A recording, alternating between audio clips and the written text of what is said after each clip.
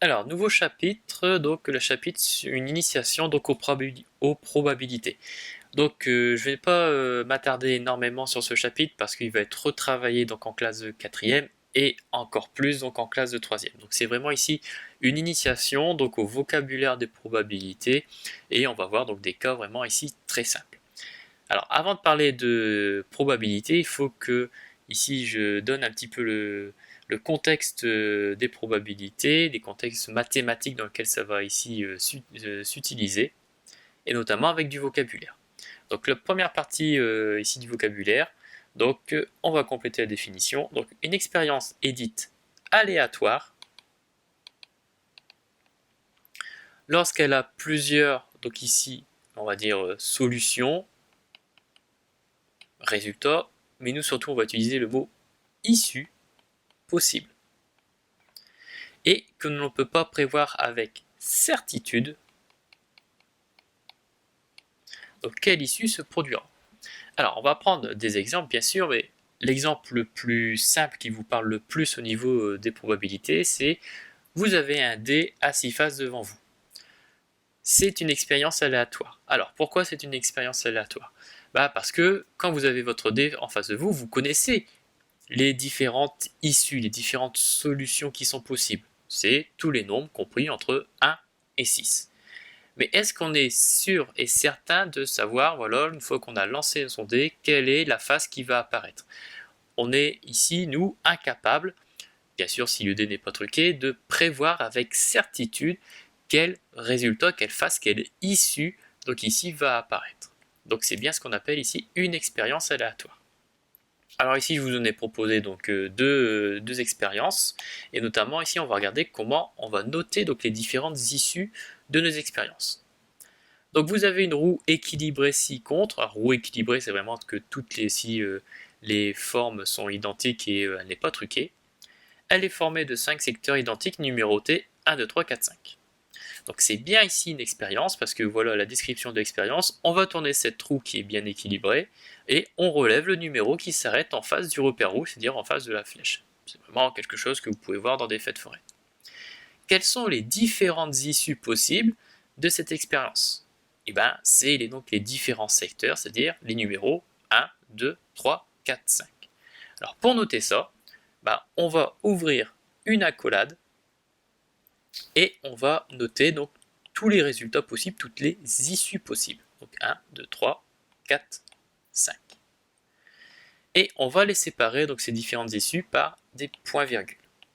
Donc c'est vraiment ici des points-virgules, ça ressemble ici un peu aux coordonnées de points quand on était dans des repères, abscisse ordonnée. On va mettre des points-virgules, pas de virgule parce qu'on va peut-être avoir des nombres décimaux, pas de tirés parce qu'on pourrait confondre ici avec la soustraction, donc vraiment des points-virgules. Un deuxième exemple, celui dont on vous a parlé tout à l'heure, donc on a un dé équilibré, sur ces faces sont inscrits les numéros 1, 2, 3, 4, 5, 6. On a bien donc ici une expérience aléatoire. On lance ce dé et on lit donc le numéro inscrit sur la face supérieure, vraiment le numéro qui apparaît en face de nous. Quelles sont donc les issues? Donc pareil, j'ouvre mon accolade, 1, 2, 3, 4, 5 et 6, et je ferme l'accolade. Donc voilà ici comment on va faire pour noter donc les différentes issues, j'insiste sur ce mot, les issues, les différents résultats possibles de notre expérience. Alors maintenant, qu'est-ce que ça va être la probabilité? Alors, on va vraiment partir dans des cas très très simples. Je vais reprendre donc le cas ici de notre roue de feu de forêt. Dans le premier exemple, chaque numéro a ici une probabilité de combien ici d'apparaître. Alors, on va partir dans la définition intuitive des probabilités, c'est-à-dire combien de chances a chaque numéro d'arriver. Si on regarde notre roue, elle est en 5 parties, les 5 parties sont bien donc toutes identiques, donc on a une chance sur 5 d'obtenir chacun des numéros. Donc mathématiquement, on va dire que chaque issue a une probabilité donc de 1/5. La probabilité, c'est un nombre, d'accord? on va très souvent l'écrire sous forme de fraction.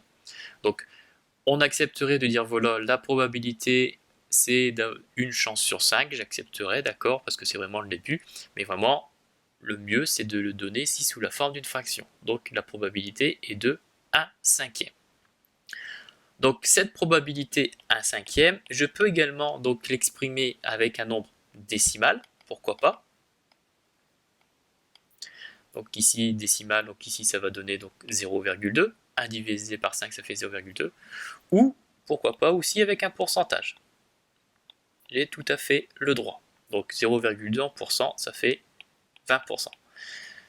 Si vous remarquez, j'ai des fractions, j'ai des nombres décimaux, j'ai des pourcentages, ça doit vous faire rappeler donc un peu aux statistiques, aux fréquences qu'on avait donc ici travaillé un petit peu plus tôt dans l'année. On fera le lien un petit peu plus tard entre les fréquences et les probabilités. Et une dernière remarque, donc dans l'exemple toujours de la roue, toutes les issues ont la même probabilité, c'est-à-dire que chaque numéro a la même probabilité d'arriver. On parle de ce qu'on appelle une situation équiprobable. Donc si certains d'entre vous font l'option latin, équi, ça veut dire même. On retrouve ça par exemple équilatéral. Un triangle équilatéral, c'est un triangle qui a les mêmes côtés. D'accord? Équidistant également, on avait vu cette année, à la même distance. Donc équiprobable, ça veut dire qu'on a la même probabilité, donc ici pour toutes les issues. Et ce qui va nous venir donc à la dernière chose à retenir, c'est qu'on a deux petites propriétés. La première, c'est que la probabilité d'une issue est un nombre compris entre 0 et 1 obligatoirement. Alors quand je dis entre 0 et 1, c'est bien sûr sous forme décimale. D'accord? Alors pourquoi ça ne peut pas être plus petit que 0? On va dire, si je prends ma roue, quelle était la probabilité d'avoir le chiffre 9? Il n'y avait pas de 9 dans ma roue, donc j'ai 0 chance sur autant ici de cas, donc ma probabilité est bien de 0. Par contre, si j'avais dit quelle est la probabilité d'avoir un nombre plus petit strictement de 9, et bien là, tous les cas, 1, 2, 3, 4, 5 fonctionnaient. Donc j'aurais eu 5 cas sur 5 possibles, donc ça me donne une probabilité de 1 en décimale, 5 sur 5, ça donne bien 1. Donc ça, c'est quelque chose à retenir, c'est qu'une probabilité, c'est un nombre toujours compris entre 0 et 1. D'accord? Ça, surtout, ne me dites pas que la probabilité est de 1,3. C'est forcément faux. Et enfin, la somme des probabilités des issues d'une expérience aléatoire est égale, donc ici, exactement à 1. Donc la probabilité de toutes les issues. Alors si on regarde toujours dans l'exemple de la roue, quelle est la probabilité d'obtenir le 1? Le 1, sa probabilité, elle est de 1 cinquième. Pareil pour le 2, 1 cinquième, pour le 3, 1 cinquième, pour le 4, 1 cinquième, enfin pour le 5, 1 cinquième.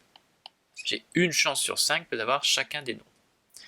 Si j'additionne tout ça, c'est bien, je calcule bien ici une somme, c'est des additions de fractions qu'on a vues au début de l'année.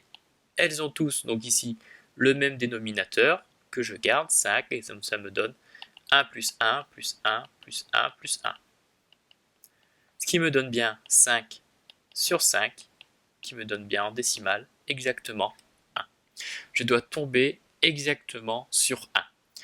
Et encore une fois, ça doit vous faire rappeler ce qu'on avait vu avec les fréquences, c'est que la somme de toutes les fréquences d'une étude statistique était obligatoirement aussi égale à 1. On a un lien entre les probabilités et les statistiques qu'on expliquera un petit peu plus tard. Donc voilà ce qu'il faut retenir au niveau des probabilités. Donc ici en classe de 5e, encore une fois, je ne vais pas plus loin, ça va être retravaillé l'année prochaine et en classe de 3e également.